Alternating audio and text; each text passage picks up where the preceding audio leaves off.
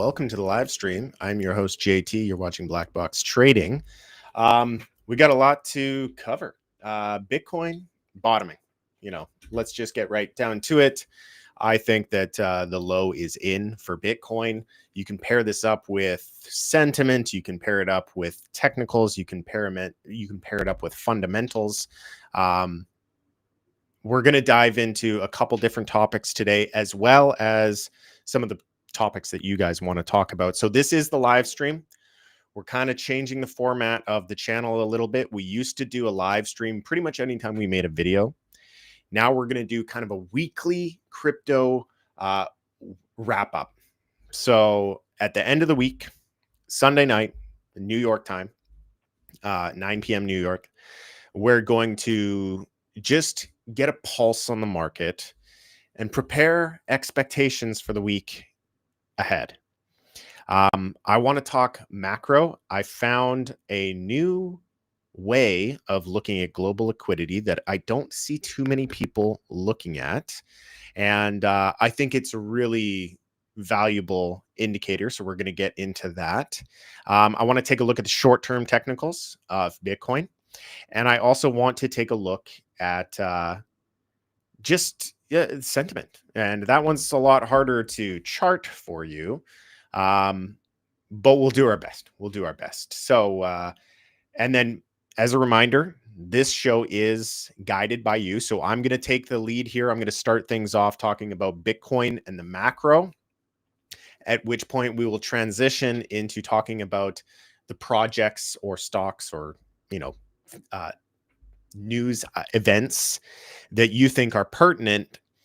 And then you guys will guide the show. So without any further ado, let's get into it. Let's take a look at the king of all crypto, and that is Bitcoin. We've transitioned back into light mode, ladies and gentlemen. So for the basement dwelling plebs that cannot handle bright lights, you're going to want to grab the sunglasses. But through the 2022-2023 phase one bull market, we were in light mode. So we got to go back to light mode because 2026 is also going to be a bull market. So we're switching back to light mode. So grab your sunglasses and avert your eyes. We're back on light mode. So brief recap. Here's what we're looking at for Bitcoin on the daily chart. Breakdown of this distributional structure into this large downtrend, which now holds a value, this downtrend from peak to trough. I'm going to have to change all of my indicators to dark so that you can see them. From peak to trough. Can't even see anything.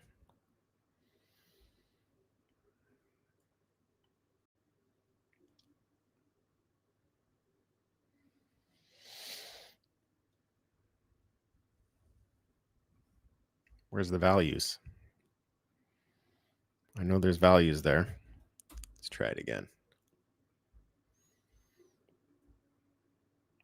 Yeah, there's values. How do I see those? Come on.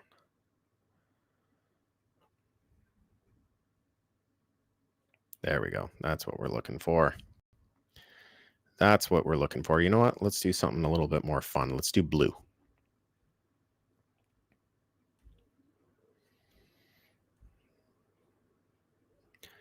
From peak to trough, a 36% drawdown in Bitcoin. That's juice. That's a juicy little value zone right there. You know that smart money is buying the dip on that. This is the first 36% pullback we've had in the entirety of the bull market. If we just go back, let's actually go to the weekly chart and let's take a look at some of the values of these pullbacks. Just one by one, real quickly. Peak to trough on the initial, 21. Peak to trough on the second major pullback. This was a chop solidation, 33. Pretty comparable. Peak to trough here, 31. And now we're at 36. So this is our fourth pullback. Our fourth bullish pullback inside of a bull market, which in prior cycles happens all the time. Let's go to logarithmic. Let's go to auto. You see, in a bull market, we've had 1, 2, 3, 4, 5, 6, 7. You can have up to 8 bullish 30% pullbacks in a bull market. So it's looking good. Now, we're going to talk about this indicator that I already mentioned soon, but I just want to go a little bit more on price structure first before I dive into this new way of looking at global liquidity. Not new, just new to me. So let's go down to the daily chart and let's see how we're doing down here. So we're still long. We bought the dip here. We went long. We bought spot and futures. I kind of feel like I'm alone on that. If I'm being honest with you, I don't feel like a ton of people joined in on this trade. But I went spot long. I do know that a lot of people went spot long. But I don't know that many people wanted to touch futures, and it's understandable. It's understandable. But yeah, we're looking at a nice little bottoming pattern here. If we go to the 3-day, we got the 3-day green diamond. This is kind of your sentiment. Let's clean things up a little bit. Let's turn volume off so it's a little bit easier to see. Green diamond, it indicates a bottom. A 3-day green diamond, it's so rare to get a 3-day green diamond in a bull market. It is a blessing. So when we got that 3-day green diamond, I basically bought just off of that. Like, I didn't care to get too fancy with it. So I was buying spot Bitcoin. And then later on, I bought futures. So let's go to the 4-hour and see how this bottoming pattern is kind of playing out. It doesn't have a ton of demand, credit to the bears here. I think a lot of the market, well, here's the thing that's been going on the entirety of the bull market. It has not been super retail driven. And retail brings the visible volume. Retail is what really gives you the price stability in an upwards trajectory. What's another way of saying that? Institutions buy OTC. Okay. You don't hit the order book with OTC. When an institution is buying, they are not revealing their hand, so to speak. They're not showing their poker hand. It's a poker faced type position where it's a backdoor deal where, it's two secret parties making a deal. Hey, I've got, 20,000 Bitcoin. Okay, I'll buy that 20,000 Bitcoin. We'll do it for this price. And they negotiate on price because it's such a large volume. You get a discount, yada, yada, yada, yada, yada. But it's a backdoor deal and it doesn't hit the order book. Why that's important is it doesn't show the market. It doesn't reveal the market the price that was paid. And if you're not seeing the price that was paid, well, you don't know what the price of Bitcoin is. Public markets are the most efficient way of discovering price. And that is a world that is ruled by retail. Retail only has access to the public markets. They don't have access to these OTC desks. I mean, sometimes you do, but not usually to the large volumes that the institutions are going to be, thrown around. And why that's important is you just don't get the price sustain. You don't get good volume. And volume is like the lifeblood to a sustained move. So you get a lot of volatility. You get a ton of volatility, both upside and downside volatility. It just whipsaws. And that's pretty difficult to trade. And it also creates these kind of formations where you have this like droopiness, it rallies up and it rounds over and collapses, rallies up and it rounds over and collapses. So it's just a hard kind of structure to navigate. It's a hard structure to trade. And it often makes things look bearish because generally speaking, when you have a formation, when you're in a high volume environment and you have a formation that forms an M, it's probably going to break down. It's going to break down and it'll continue to the downside. When you're in a high volume environment and you have a formation that creates W's, it usually breaks out and you're going to have a move to the upside. But when you're in a low volume environment, everything looks like an M. So even though, in my opinion, we're bullish, even though we are bottoming, so many retail investors have gotten hurt, specifically since the October 10th liquidation event. Since that event, volumes have completely dried up. Like volumes for views on YouTube, volumes for exchange volumes, liquidity on chain transactions, all measures of volume have dried up since that point. And it's because, a lot of people lost their life savings. A lot of people blew up their accounts. It was a tough event for many people, and a lot of people just quit, either out of frustration or they literally lost everything and they cannot trade anymore. So volumes are really low. So we're at the point now. Get to the point, Justin. Get to the point. What are you talking about? We need price to start rallying for the volumes to come back in. And even though price looks bearish right now, even though the structure looks bearish right now, it's not.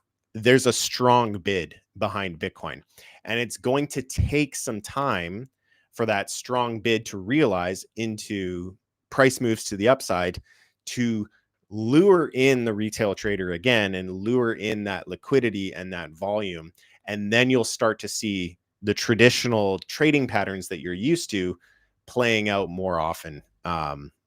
You're going to see your more regular strategies and your more regular patterns play out, and you're going to have a lot easier time trading.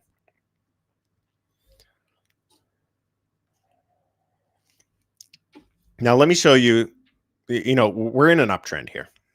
It looks floppy, but it's an uptrend. We are in an uptrend. So as long as we're in an uptrend, we're going to head up to higher levels, higher highs, higher lows, right? Keep it simple. Higher highs and higher lows. As long as we keep printing higher highs and higher lows, there's nothing to worry about. Now, let's dive in a little bit deeper and let's take a look at this from a Wyckoff perspective. And this is a very short-term Wyckoff accumulation range, but we just had a really beautiful move just at the end of yesterday's close. We had a beautiful spring event happen here on low time frame. We're on the 30-minute here. But it's a beautiful, beautiful Wyckoff accumulation here, indicating to me that we're getting ready to break out to the next impulse high. We're on a swing low right now. I think we're getting ready for the next swing high. So we had our supply and demand range defined. We fell out of the range, fake out, and then look at all the volume coming in. Look at all the volume. Look at how it's dead here. Volume is dead. No volume, no volume, no volume. Then all of a sudden, a change of behavior. We had a fake out to the downside. Boom, breakout, sign of strength move. This is our SOS. Come down and retest the top of the trading range that was established, all happening on high volume. We're getting ready to break out to the next level here. So what I'd be expecting is, maybe we come down and retest for a higher low, and then get a breakout and then test to higher levels, getting up to that 95. Probably since it's a swing high, we got to take out the 95K level. Maybe we take a swing up to 100K. But all that is to say is I'm bullish on the short-term price action of Bitcoin. Now I want to talk about this macro indicator that I had mentioned. This macro force that I've mentioned to really kind of just take a step back. Like maybe you're not interested in trading the short term. That's totally fine. I'm talking about short term stuff. I'm in a leveraged position, pretty highly leveraged position as it stands right now. I'm long, and maybe that's not you, and that's totally fine. So let's just zoom out a little bit and let's take a look at the macro, and let's get a clearer picture as to what we can expect for maybe 2026, coming to the end of 2025. 2025, I mean, in hindsight, 2025 in the rearview mirror, it was a bear market. We started the year at a higher price than we are right now. It was a bear market. So with that in mind, maybe we have this new kind of cycle where it's 2 years up, 1 year down, 2 years up, 1 year sideways, 2 years up. Eventually, I do think we are approaching the suddenly phase. Slowly and then suddenly. The adoption of Bitcoin is definitely accelerating, particularly on the institutional side, which you can either say that that's good or bad. But we are seeing adoption. We are seeing a lot of, hash rate is through the roof. Hash rate always precedes price. The miners aren't giving up. Nobody's giving up on investing in mining Bitcoin, and people are mining Bitcoin at a loss. So there's a ton of demand still for Bitcoin on the mining side. So somebody knows something. And, the politicians may know something as well that we don't know. So here's kind of a really zoomed out approach. And if you follow me on Twitter, you've already seen this chart. I posted this on Twitter. If you're not following me on Twitter, just go to JT Blackbox on Twitter. It's also linked down below if you want the easy button. Or you might be watching on Twitter. How many people are watching right now? Let's take a look here. How many people watching? How do I check that? I don't know how to check that. All right, it's fine. I'll look later. 16 people watching somewhere. So some of you are watching on Twitter. So shout out to the Twitter fans. But this line right here, this black line. So this is, everybody is familiar with the M2 money supply, right? It's a meme at this point. Everybody's talking about M2 money supply and how it doesn't work anymore. This is global net liquidity. Now, I'll be honest with you. I don't know what it is netting. I don't know what the net part of global net liquidity means, but I can only assume that it has something to do with inflation or servicing the debt of M2. So the interest paid is not included. So it's basically once all the interest is paid on the debt from the money printing, and once all of the baseline costs are taken care of, how much money is left over to actually inject into the economy, how much money is left over to actually put to work with stimulating the economy. And it's not new. We've had it for forever, since the Federal Reserve, basically, since the invention of central banks. And Bitcoin has existed in a monetary environment where this has been going up. Basically, I only have it here pegged to Bitcoin's history. So since Bitcoin's existence to the 2017 top, the $20,000 top, so basically from Bitcoin $0 to $20,000, it was in a expansion phase. And then at the $20,000 2017 top, the global net liquidity contracted, meaning that there was no liquidity making it wasn't trickling down into the economy. And that caused the bear market of 2018 to 2020. Then 2020 happened. And we all know what happened on 2020. I don't need to trigger the algorithm by getting into the specifics. But after 2020, there was a large capital injection that went from 2020 to 2022. At which point in 2022, it went back into contraction with a very steep contraction. And you can see this downtrend where this downtrend is beginning to soften and beginning to kind of curl over. And with the Fed announcing easing of rates, with Jerome Powell finishing his term and them putting in more dovish Fed chair, with central banks around the world, the central bank of the UK, the central bank of Europe, the central bank of Canada, the central bank of Japan already fully into their easing phase and fully into their capital injection phase, it's only a matter of time before you really start to feel the effects of the Federal Reserve joining in on that party. They've already stopped quantitative tightening. This is going to transition from a downtrend, a contraction, to an expansion. So cool. No big deal. Like, okay, whatever. Why does that matter? Well, it matters quite a lot, particularly this time around. Because if you'll notice, I've broken it down into 4 different phases here. You have the phase 1 expansion, you have the phase 2 contraction, phase 3 expansion, phase 4 contraction, and there's 4 different behaviors of Bitcoin. During the first phase of expansion, net liquidity rose and the price of Bitcoin rose. They are in confluence. Okay. So it's exactly what you would expect. More money being injected into the global economies, the price of Bitcoin reflexing on that and rising in price. Then we had a contraction. The contraction went down. Global net liquidity coming out of the system, Bitcoin going into a bear market.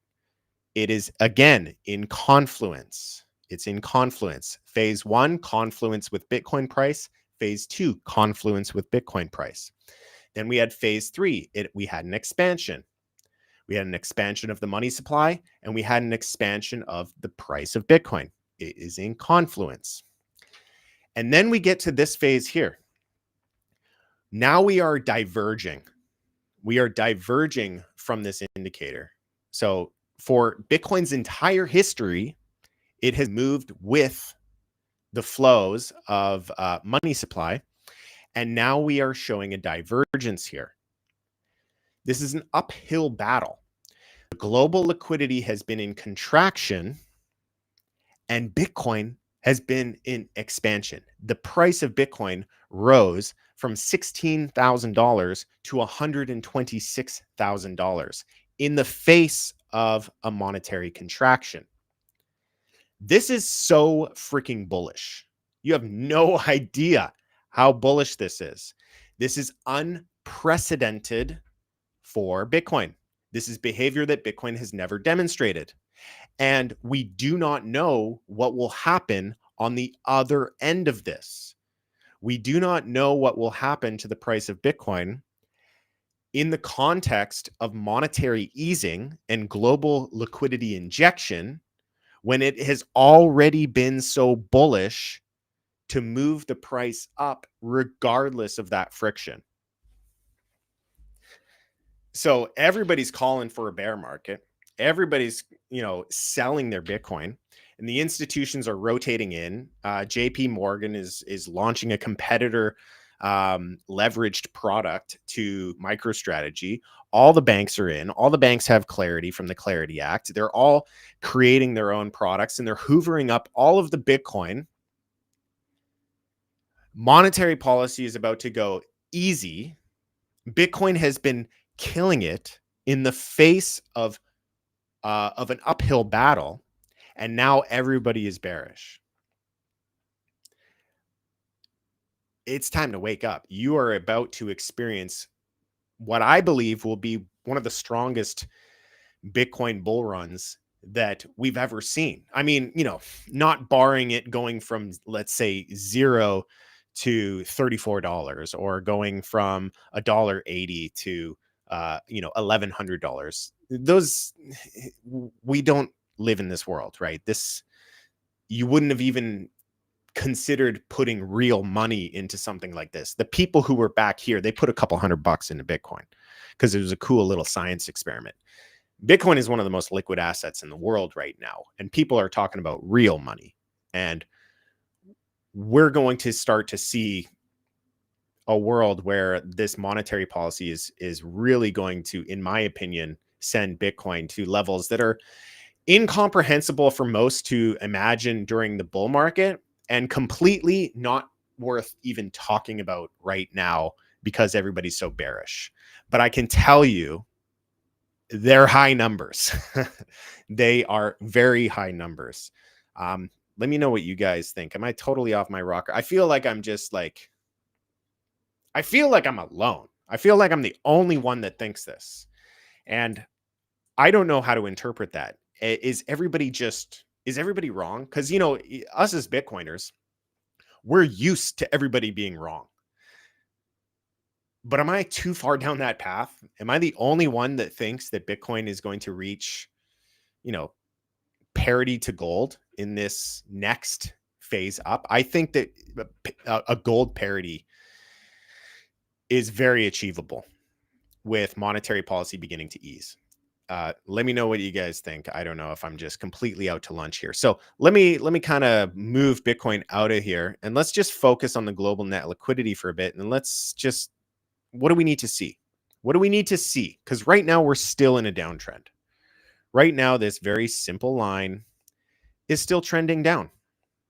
So that's not a favorable environment. It's still technically in contraction. We need to take out the highs. So here's the high to take out right now, which is about 25 trillion in global net liquidity. Once we take out this high, once we see this line cross 25.5 trillion in global net liquidity, we will have our first higher high. So that's the first signal. We will have our first higher high. And with the amount of easing that we're seeing coming from the policymakers at all these central banks, I don't think that's a stretch. I don't think that's a stretch for us to see that happen in the short term. Then we need a higher low. So let's say we break out here and we get a higher low. And then we start to take out some of these other highs. Once you see an uptrend established,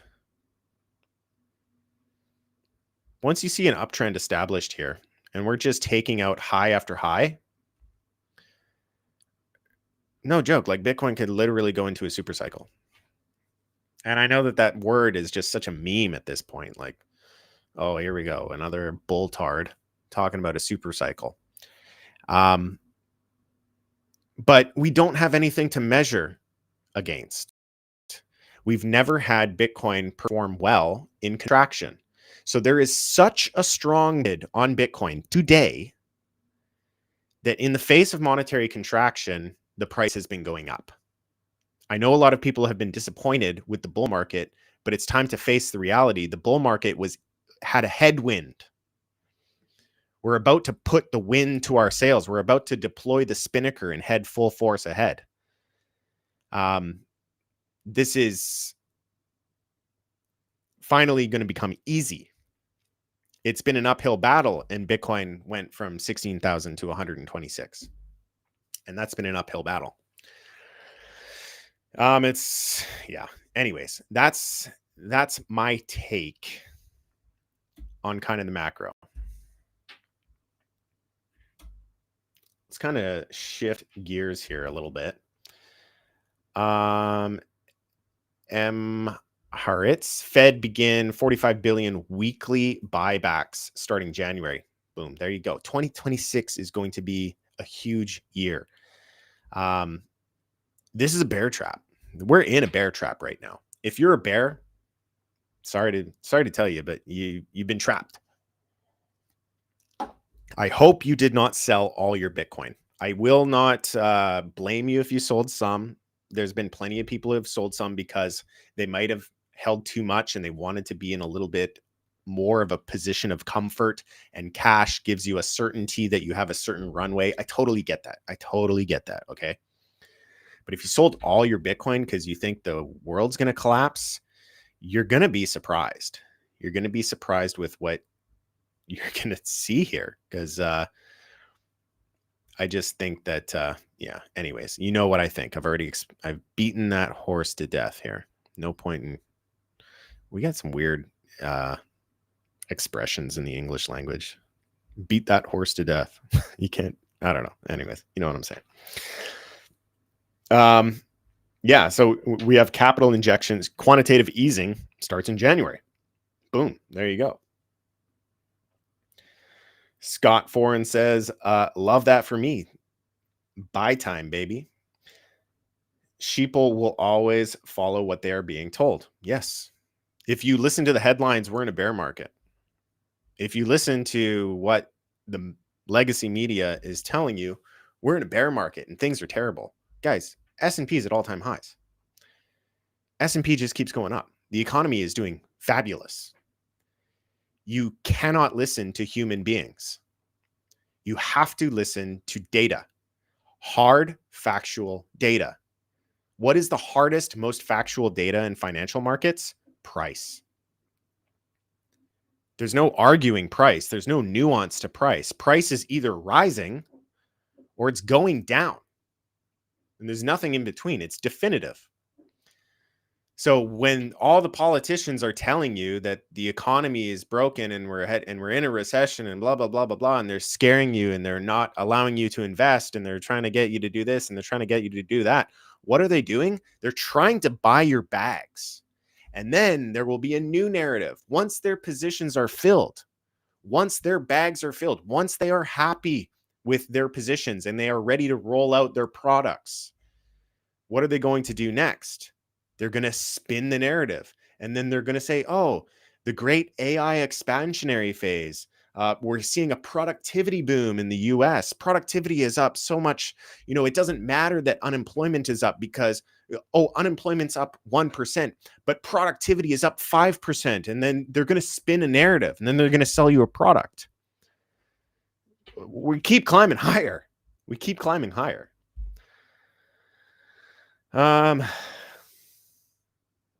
So much meme, but the reality is just buy consistent. Market goes up, market goes down, buy. Just let it compound, people. We need to look way more long term. Well said, Scott. Data is everything. What do you think about Track Network? All right, so we're going to switch gears here and we're going to start talking about degenerate gambling coins. Track Network is an ordinal for those who are unaware. To the uninitiated, that's an ordinal. Now, maybe before we do that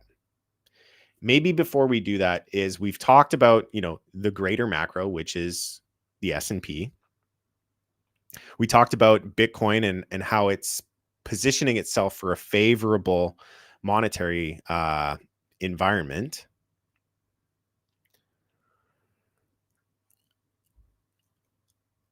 So why don't we talk about that rotation into altcoins before we go full-blown degen, okay?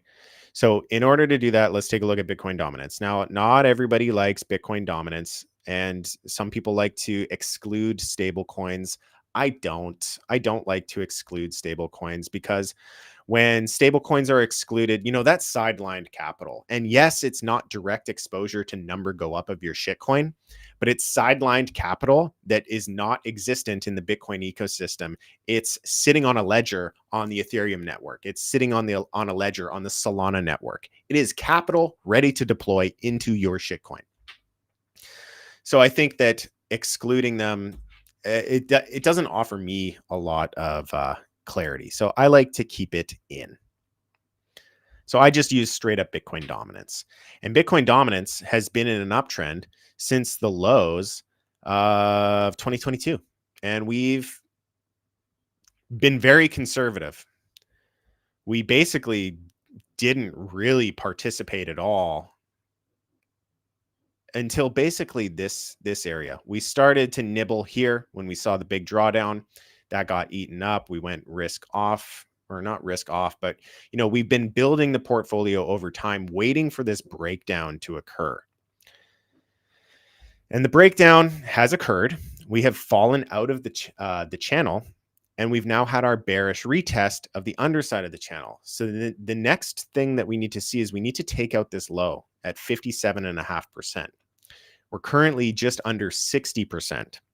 So we need to fall 5%. Once we fall 5% and take out that, or sorry, not 5%, 3%. Once we take out 57.5%, then this area right here, this move from 57.5 down to say 40, that's your altcoin season. That's your big, amazing exciting altcoin season where you have your 30x, which I have right here. It just can't see it because it's white. There you go. You get across the board, generally speaking, a 10 to 20x in altcoins, with some of the more experimental ones bringing that up to 30x. And I would classify Track as one of those more experimental ones. But I think that what's important to recognize is that there is kind of a trickle down economic effect to the altcoin sector. Now, institutions have been dominating the bull market.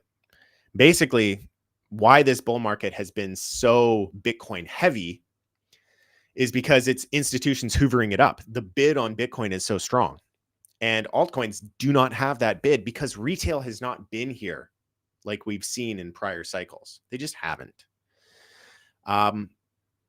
But that will change. There's nothing like a change in price to flip sentiment, and the price will change. You know, you're going to start to see institutions really pushing Bitcoin. Once they're happy with their positions, they're going to send Bitcoin to very exciting, newsworthy, headline gathering levels.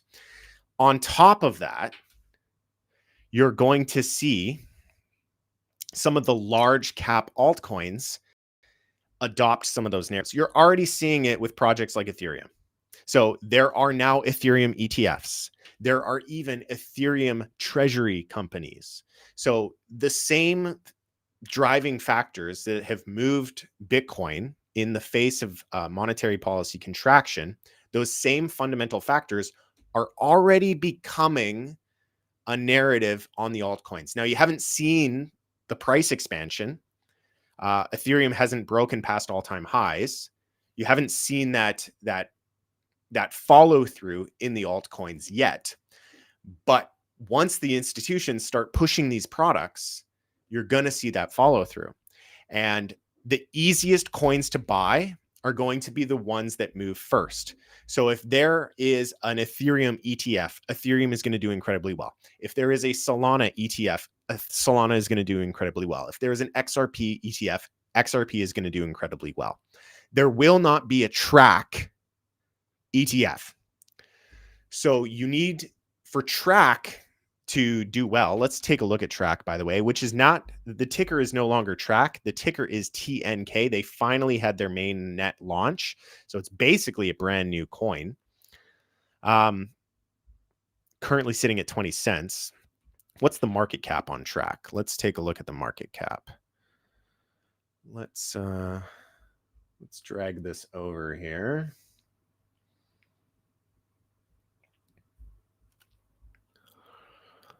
Let's take a look at the market cap of Track. You know, yeah, is it TNK yet? Track Network. There we go. The market cap is still 3 million. So it's nothing. It's nothing. This is as degenerate gambling portfolio allocations as you get. Where was I going with that? Oh yeah, the trickle down economics need to take place. So the first thing is always first. The easiest coins are going to be the ones that move first. So your high market cap coins, the ones that you can buy with your Charles Schwab account, the ones that you can buy on your TD Ameritrade account, or the ones that you can buy on Robinhood, those ones are going to move first because they're so easy to buy. Then you're going to have your mid caps. You're going to have, you know, the new Coinbase listings. You're going to have the people that migrate over to Binance because they want to get the new shitcoin. You're going to see a trickle down effect into centralized exchanges. The centralized exchanges are going to trickle down into DeFi. Then DeFi is going to trickle down into the experimental markets. And Track is at the bottom of the totem pole. Track is the experimental side of things. This chart's a little depressing. I'm going to go to daily so it can show something that looks like a range. But yeah, Track is that experimental side. So there's a lot of things that need to happen for that bullish sentiment and capital rotation to make it to this 3 million market cap coin.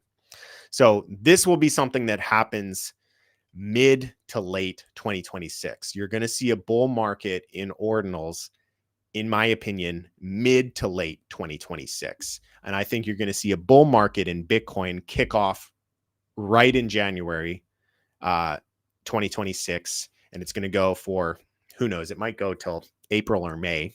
It may extend for multiple years. You play it level by level. But, you always temper your enthusiasm time-wise and then reassess once you get there. It's going to take time. It's going to take time for ordinals to get their day in the sun. And it's because of the friction. Now, the friction from a price perspective point of view is a feature. You want to see multi-baggers. Like, I wouldn't be surprised. Nothing here is financial advice, guys. If you think that anything that I'm telling you is an endorsement to purchase anything without you doing your own research and you accepting the risk on your own, click off this channel. I do not want you here. I'm just expressing my opinions, and you can either agree with them or you can disagree with them, or you can take what I'm saying and you can use it as a foundation for you to go and do your own research. But I would not be surprised if track 100x's from here. Okay. Again, you have to do your own research and you have to think to yourself, do you agree with my thesis? Do you think that friction is a feature, or do you think that friction is too much of a barrier? To counter myself on that, if there's too much friction, how willing are the market participants to go down that rabbit hole? Greed is a very powerful force. Greed will get people to do shit that they've never dreamed of doing. So, somebody that buys an Ethereum ETF and then hears about DeFi and then goes and plays on Aave and stuff, they probably never would have dreamed of doing that had they not seen such, impressive gains in Ethereum and heard of such impressive gains on Ethereum DeFi. They would have never gotten a Web3 wallet had it not been for them just dreaming about them buying one of those tokens that does many multiples. So yeah, it's a greed-driven thing. It's a secular thing. And if you think track is going to take off here, it's just not. It's just not. Listen, I'm bullish on track. I'm bullish on the project. I think when you look at the ordinal space, you could probably count on one hand how many projects are actually putting in the work to try and create something legitimate and on par with some of the DeFi applications we've seen on Ethereum and Solana. You could probably count on one hand how many projects actually do that. I think track is one of those projects, but there's a lot of things that need to happen before people start buying track. Anyways, we'll put a pin in that. Is it a great time to get some MSTR instead of buying BTC? Well, like I said, nothing here is financial advice, but let's take a look at MSTR because we did put out a video on MSTR. If you guys missed that video, just go check it out.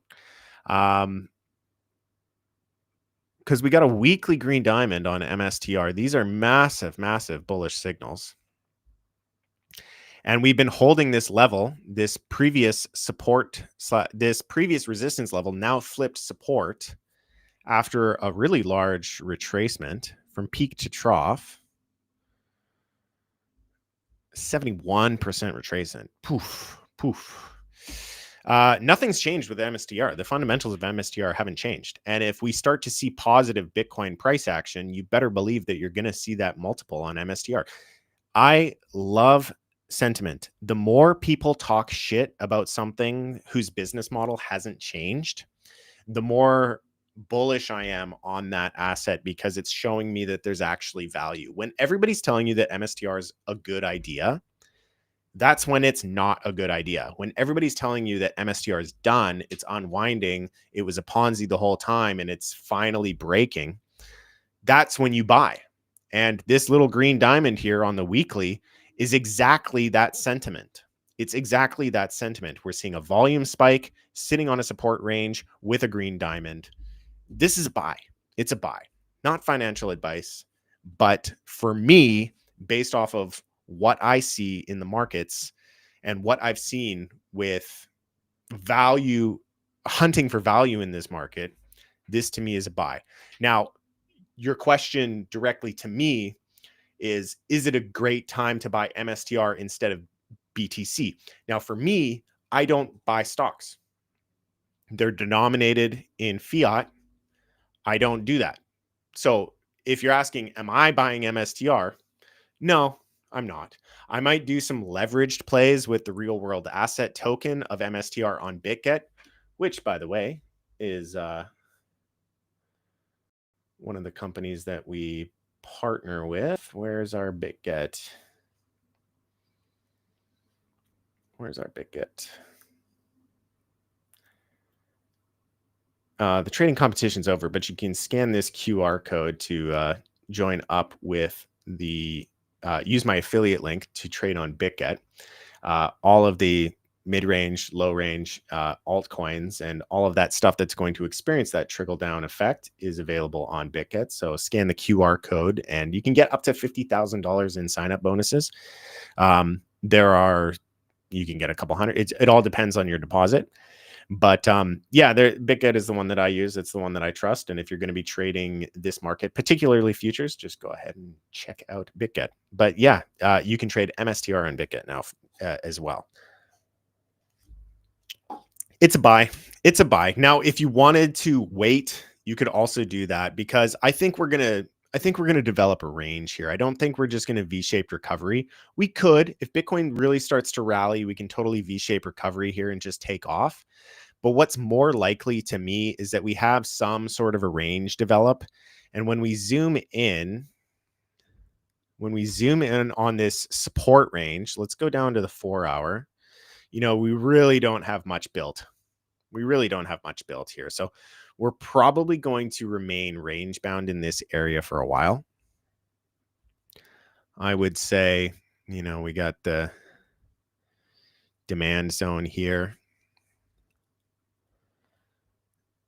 And we probably, I don't even know if we've even defined the supply area yet.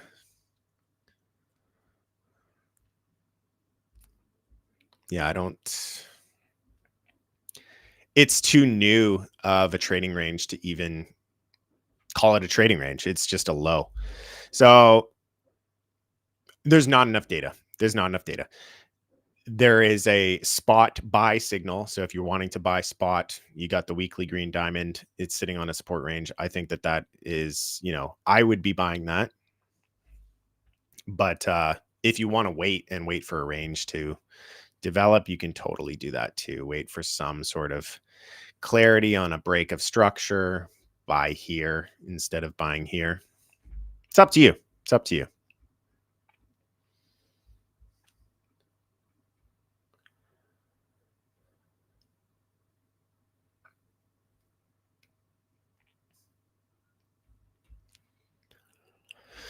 All right, let's take a look at total 3. This is excluding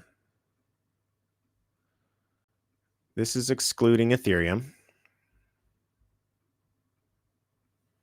Oops.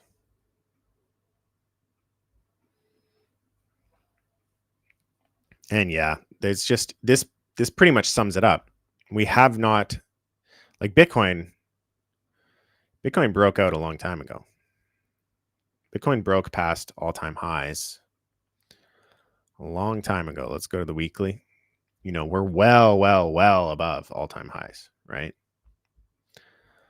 All-time highs were set back here in the 64,000 range. We basically doubled it. We went 100% higher than the all-time high. And total 3 barely even got above the all-time high. It's just holding as resistance, basically.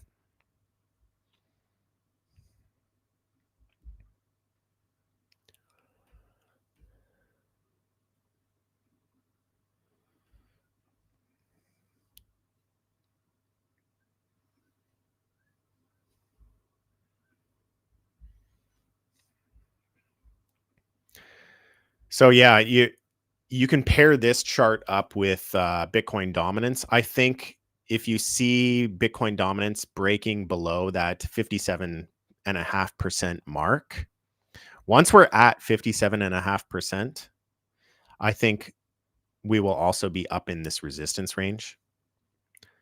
We will also be up here in this area. And then a breakout of that, a breakout of 1.2 trillion total 3 market cap would signal the beginning of the bull run for altcoins, the beginning of the altcoin season. We haven't seen altcoin season. Everybody's been calling for altcoin season. I've been one of the few creators who have been saying, no, we have no signs of altcoin season whatsoever. Don't listen to these people that are saying altcoin season is starting. I have started bullish allocations into altcoin season. I guess I said it was starting, but you know, it's a slow start. It's a slow start. You don't have the momentum behind altcoin season just yet, but people have been calling it for years. They've been calling it the whole Bitcoin bull market. They thought it was a altcoin bull market too, and that is just untrue.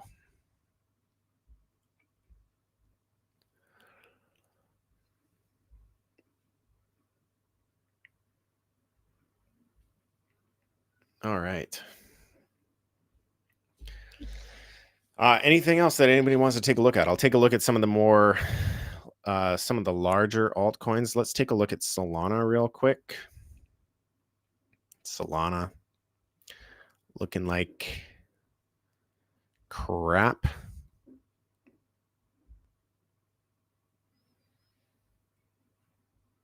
But likely sitting on a support.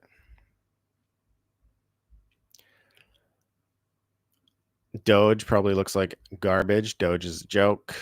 Literally.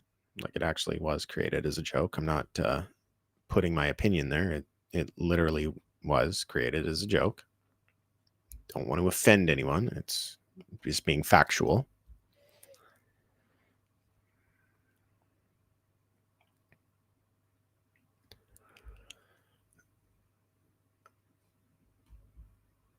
But probably getting close to a support range. Peak to trough, what are we looking at for a retrace on Doge? 80%.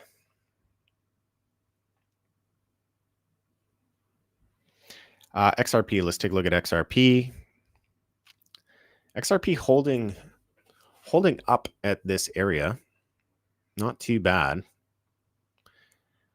Yeah, I think this area might actually hold here on XRP.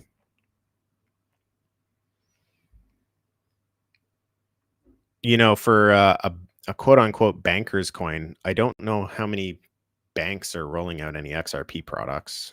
You'd think they'd be the first product that they would roll out, but I guess the bankers don't like the banker coin. Chainlink. Let's take a look at Chainlink. Oof. Down bad on Chainlink.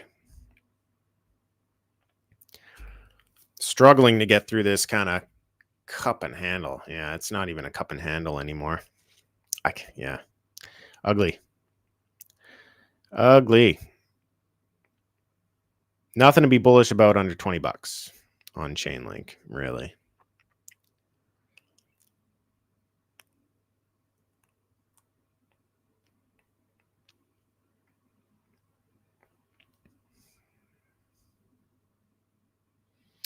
Caspa. Oof, man. I told you guys to get out of Caspa.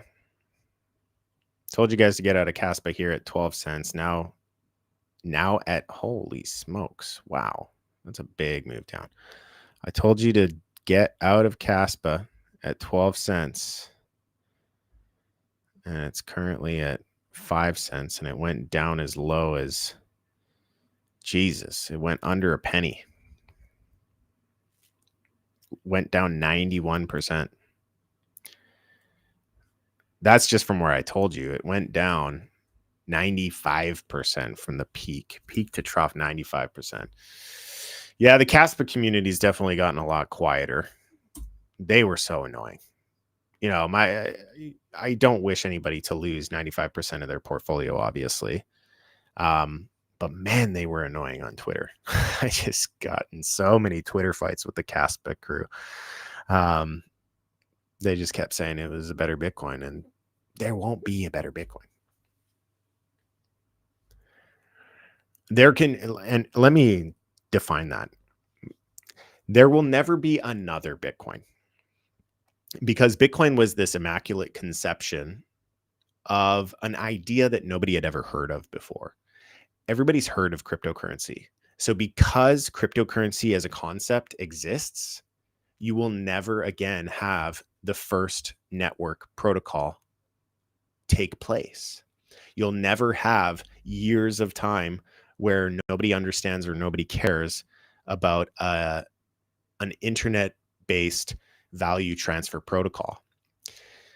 That's probably the biggest reason that there will never be another Bitcoin, because cryptocurrency exists as a concept. You can have higher throughput. You can have a deeper feature set. You can have smart contracts. You can have this. You can have that. You can have privacy. You can do this. You can do that. Protocols, generally speaking, are winner take all. And generally speaking, the first protocol has the strongest network effects to carry it to market saturation. These aren't companies. These aren't technologies. These are protocols. Protocols are very different from technologies. If you guys don't follow Jeff Booth, really good Bitcoiner, wrote the book, The Price of Tomorrow. Definitely check him out. He's a wise man. He's a wise man. And he dives deeper into that concept of that difference between a technology and a protocol. I can't probably articulate it as well. I know I can't articulate it as well as he does. Let's take a look at H-bar. This one's one that the herd really enjoys. Sitting at a support. But man, just look at the volume. This is not just H-bar, by the way. This is pretty much everything we looked at. Just abysmal volume. Retail's not here. They're just not. They are not here. Sui, that's another popular one on the Twitters. Sui actually has volume. That's interesting. That's fascinating.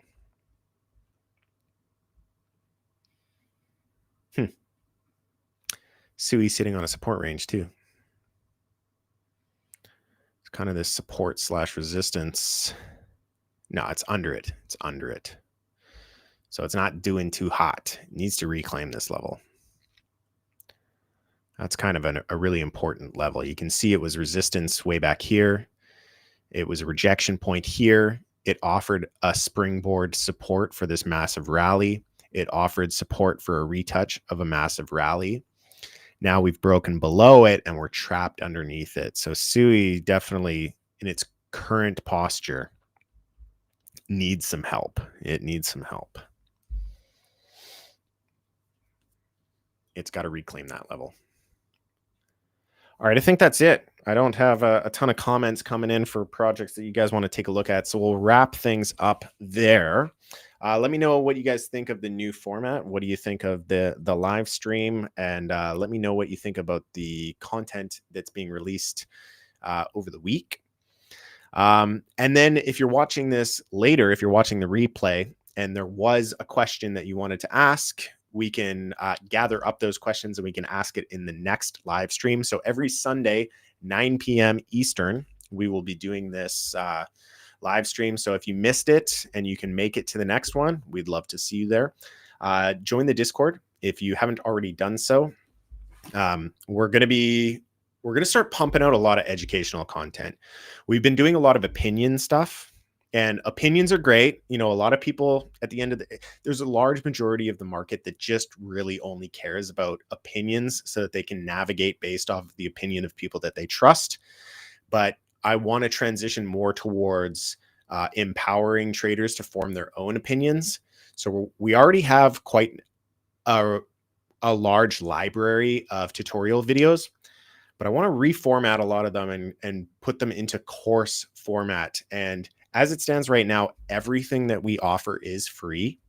So if you join the Discord now, anybody that's in the Discord today will never pay for anything. Anybody who joins the Discord later on might have to pay for certain elements of the Discord, whether it is for the signals, whether it is for the trading bots, whether it's for the educational materials and the resources and the courses. We haven't quite decided yet, but at some point there will be things that will be that we will be charging for. But anybody who's watching this now and you're already in the Discord, you will never pay for anything moving forwards. Okay. You are grandfathered into our kind of core base that we have been building. We've been building the community and empowering people, you know, the best that we can with the free resources that we have. And you guys will never pay for anything because we're grateful to have you in the community and we want to have that core audience. But moving forwards, when 2026 kicks off and Bitcoin is in a bull market and, you know, the floodgates are opening and everybody wants to learn about cryptocurrency, you better believe we're going to charge for it. I'm sorry. Like when the demand exceeds supply, we're going to charge for that. So don't dawdle, don't wait. Scan the QR code that's popping up or that's been at the top of the stream the whole time. And that'll get you into a form where you can give us your email and the reason that you want to join the Discord. And we'll send you a link that will grant you access to the Discord. From that point, if you can prove that you are using one of our affiliate links, whether it's BitGet, Blowfin, Femex, Bybit, any of our partner exchanges to do the trading, to trade with the methods and the methods that we're teaching you inside of the Discord, then you unlock everything. You unlock all the signals, you unlock all of the alpha, you unlock all of the opinion and then the market, anything to do with the market, you will unlock that. So don't miss out. We'll see you guys in the Discord. And until next time, please trade safe. It is a jungle out there.